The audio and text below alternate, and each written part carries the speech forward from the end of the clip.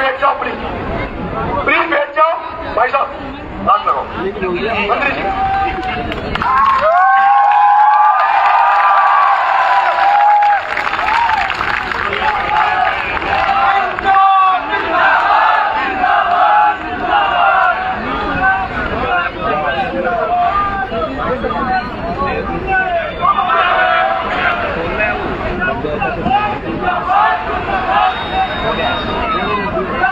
अन्नपूर्णा नगरी बारा में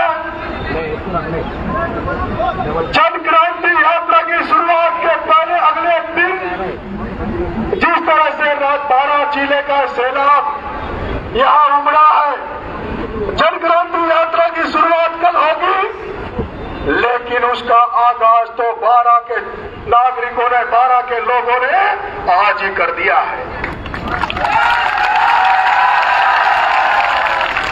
मैं मेरी बात रखूंगा, लेकिन बारा की धरती पर इस बारा शहर के लिए एक युवा ने भगत सिंह के रूप में आगे बढ़कर, भगत सिंह के विचारों को आगे बढ़कर इस बारा की भ्रष्ट सिस्टम को तोड़ गए। जैसे महाराणा प्रताप की मूर्तियां लग रही है, उसी तरह से जिस तरह से बारा को सुंदर कर दिया है, जिस शख्स ने बारा को सुंदर बनाया है, बारा को सौंदर्यकरण किया है, जो व्यक्ति एमएलए नहीं बना, जो व्यक्ति मंत्री नहीं बना, केवल चेयरमैन बनकर बारा के चौराहे को जिसने सुधारा है, मैं उस कमल राठौर से निवेदन करूंगा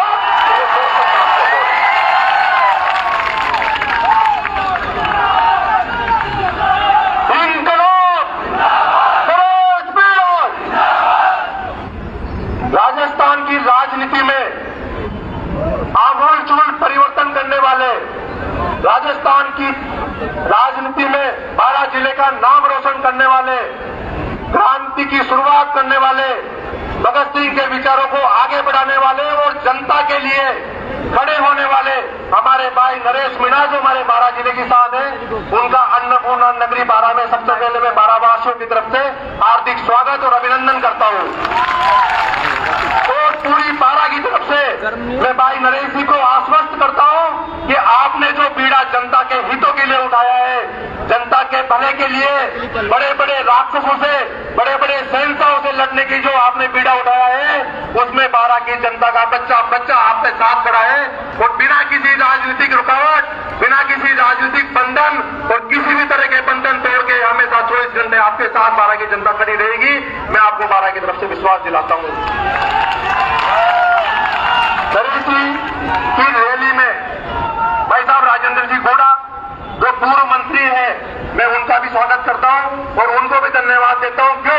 क्योंकि जब जब जहां जहां जोर और जुल्म और अन्याय होता है, वहां राजेंद्र जी गोड़ा भी अपनी आवाज बुलंद करते हैं। इसके लिए भी मैं बारा की तरफ से आपको धन्यवाद देता हूं। आप सब लोग साथ ही मैं धन्यवाद देता हूं हमारे अंता के विधायक कंवरलाल जी मीणा का, जो अकलेरा की धरती से आके अंता में चुनाव लड़ते हैं और बारा के लोगों के भले के लिए भाई नरेश जी की तरह जिस तरीके से संघर्ष किया, उसी तरीके से राक्षसों से लड़ने का मजबूती से काम हमारे लाडले विधायक कंवरलाल जी मीणा ने किया। ये भले से दुर्भाग्य की बात हो सकती है कि एक जनप्रतिनिधि सच्चे और जनता के हितों की रक्षा के लिए आज जेल में है और कोई वसुदेव कुटुंबकम का नारा देने वाले लोग उनके साथ खड़े हुए नहीं है। ये हमारे लिए दुर्भाग्य की बात है। मैं अपील करता हूं भाई साहब राजेंद्र जी गोड़ा से भी, नरेश जी से भी और राजस्थान के 200 विधायक, 180 विधायक और ये जितने भी जनप्रतिनिधि है, उन सभी पर वो मुकदमे लगते हैं जो जनता के लिए धरना प्रदर्शन करते हैं, जो जनता के हितों की रक्षा करते हैं। ऐसे मुकदमों में भी कुछ नेता डोटासरा झोली जैसे लोग दुर्भावना के कारण प्रमोद चेनबाया जैसे चोर से पैसे लेकर उनकी सजा मांगने में साथ आए और अच्छाई के साथ रहे।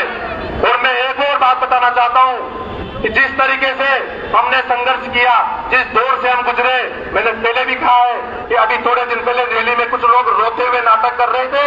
अरे अभी तो कुछ भी नहीं हुआ। जिस दौर से हम गुजरे हैं, तुम गुजरोगे तो गुजर ही जाओगे। हम जनता के हितों के लिए जेलों में रहे, जनता के लिए काम करें और वोट हमारा और राज तुम्हारा, ये कभी नहीं चलेगा। अब बदलाव का समय है। जो भी नेता हमारा काम नहीं करता है, जनता के लिए खड़ा नहीं होगा, उसको जैसा कि नरेश जी जयपुर से बताते आए हैं, ऐसे नेताओं को जूते मार के बाहर निकालने का काम भी जनता को ही करना है।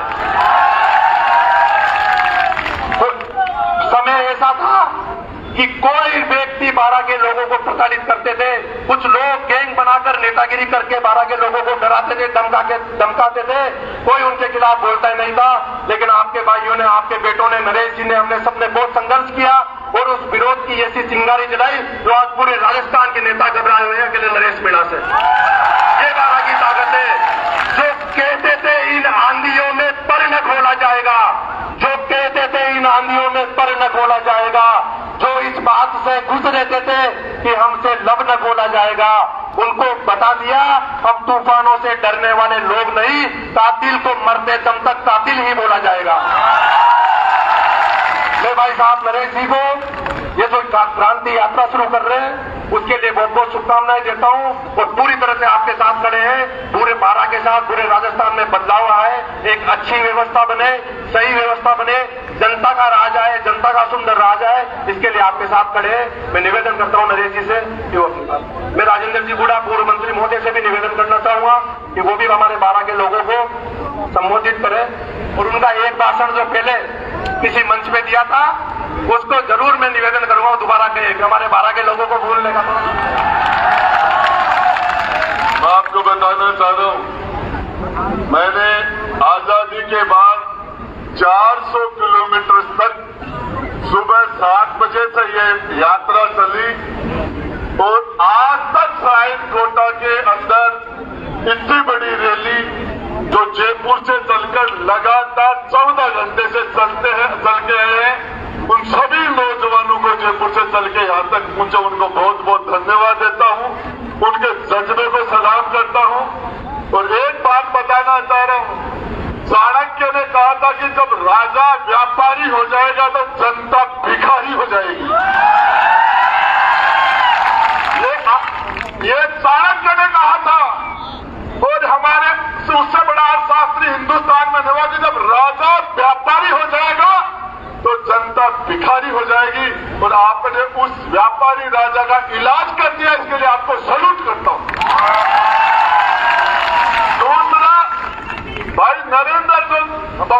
नरेश जो ये पैदल यात्रा कर रहे हैं, ये हाड़ौती की ऐतिहासिक यात्रा होगी और इससे राजस्थान में बहुत बड़ा बदलाव हो रहा है। आज पूरा राजस्थान गंगानगर हनुमानगढ़ से लेकर डूंगरपुर बांसवाड़ा तक, जैसलमेर बाड़मेर से लेकर धौलपुर और भरतपुर तक आपके बेटे, आपके भाई नौजवान, आप हाड़ौती के नौजवान की तरफ देख रहा है कि राजस्थान में बदलाव हाड़ौती से होगा। मैं बताना चाह रहा हूं, ये ज्यादा भाषण का टाइम नहीं है। और भाई पैदल नंगे पांव इन्होंने पूरी हाड़ौती के चप्पे को अपने पांव से नापने का फैसला किया है कि आपके सपोर्ट से, आपकी ताकत से इन्होंने इतना बड़ा फैसला किया। और इसके लिए मैं तो आपको एक ही बात बताना चाह रहा हूं, भरत सिंह जैसा ईमानदार आदमी आज घर में बैठा दिया गया तो ईमानदारी तो राजस्थान में, हिंदुस्तान में खत्म हो गई है। और उस लोग को, उस ईमानदारी को जब भी कभी आपके साथ को थाने में, तहसील में, कलेक्टर के, एसडीएम के, पानी, बिजली कहीं भी अन्याय हो, तो अपने भाई नरेश मीणा को याद करना, आपके कंधे से कंधा मिला के आपके साथ खड़ा रहेगा भ्रष्टाचार के विरोध में। और ज्यादा दूर हो बात तो भाई को याद कर लेना। धन्यवाद। जय हिंद।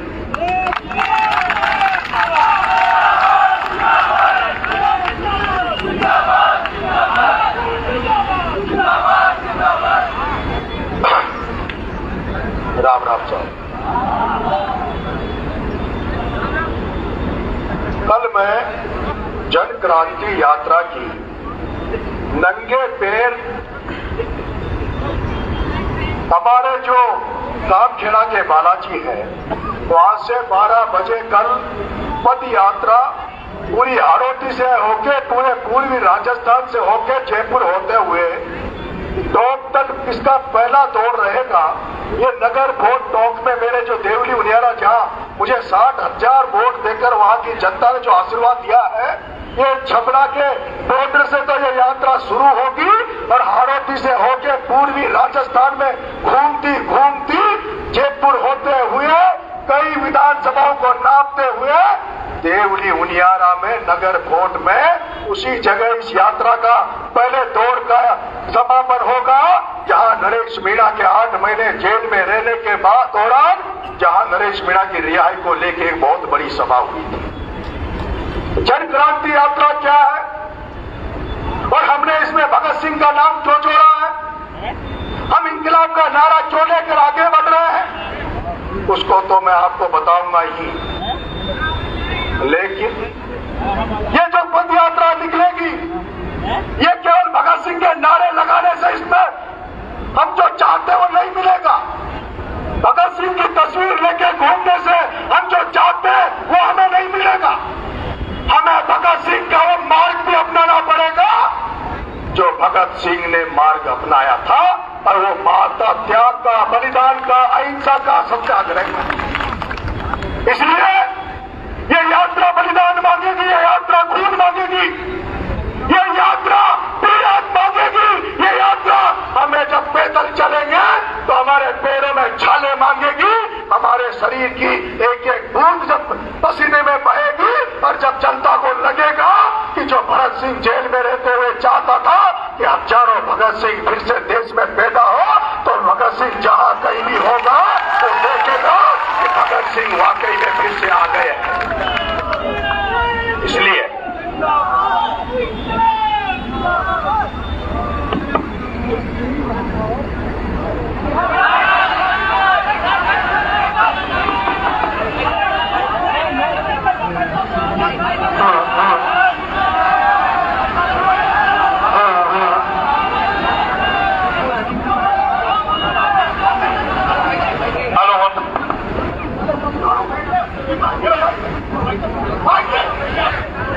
भगत सिंह फांसी के फंदे में चढ़ गया, और अगर मेरे साथ वाले इतने कमजोर है तो मैं भगत सिंह के रास्ते में नहीं चल सकता। मैं यहां मंच में बैठना दे दूंगा, बैठ जाओ, बैठ जाओ। मैंने जेल में 8 महीने रहते समय, मैंने जेल में 8 महीने रहते समय एक बार भी मेरे माँ बाप को यह नहीं बोला था कि मुझे जेल से छुड़वा दो। मैं चाहता हूं क्रांति हो, जो सिस्टम चल गया उस सिस्टम को उखाड़ फेंकने की जरूरत है, और राजनीति चल गई उसको बदलने की जरूरत है। उसके लिए बलिदान देना पड़ेगा, त्याग देना पड़ेगा, उसके लिए खून की बूंदें की तो बहुत छोटी है, खून की बूंदें तो बहुत छोटी है। अगर ये यात्रा समापन हो गया और जनता ने नरेश मीणा पे भरोसा नहीं किया तो नरेश मीणा भी भगत सिंह की तरह नगर कोर्ट में फांसी के फंदे में चढ़ जाएगा। ये तो छोटी सी बात है।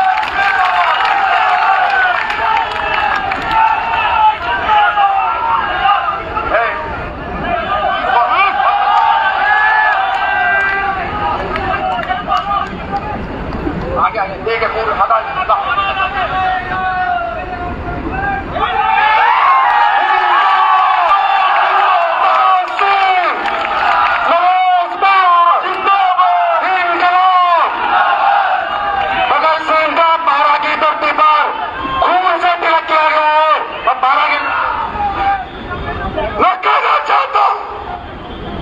चाकू साला इतना गलत निकला, वो चाकू साला इतना रगड़ दिया, फिर इस बेटे को कुछ खतरा नहीं हो पाया। मैं कहना चाहता हूं इस खून की बूंदों से मैं आपको आमंत्रित करता हूं, इस खून की बूंदों से आमंत्रित करता हूं।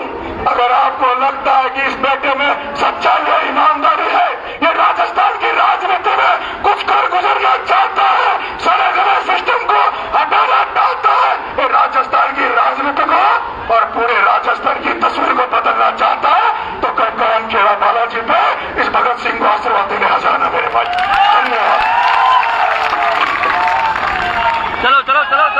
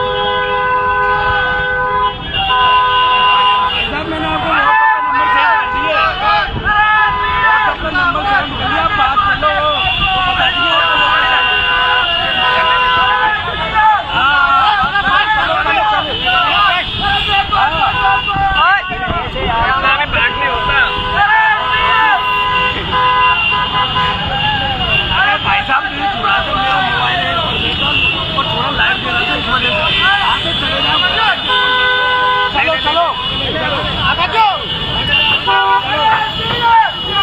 बात करो व्हाट्सएप पे और आगे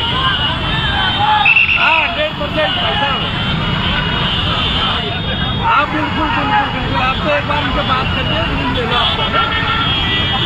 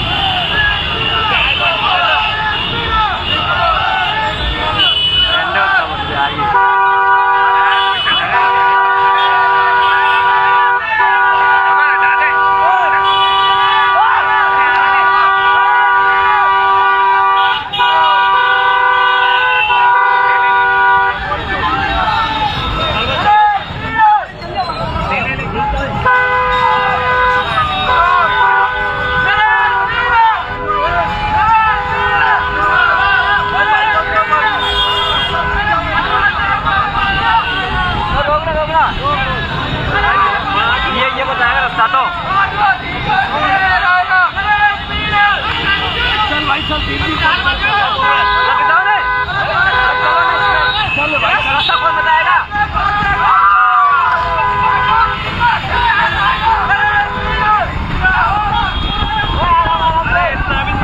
इतना भी नहीं भगाना होता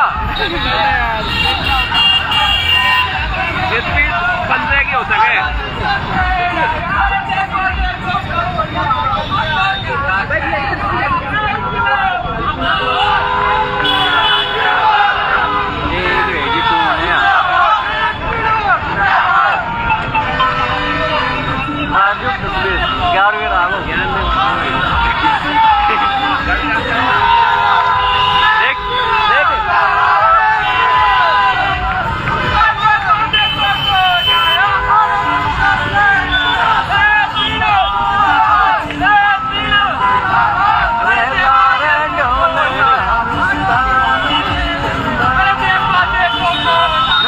लाइव चल रहा है तो फोन करना नहीं होता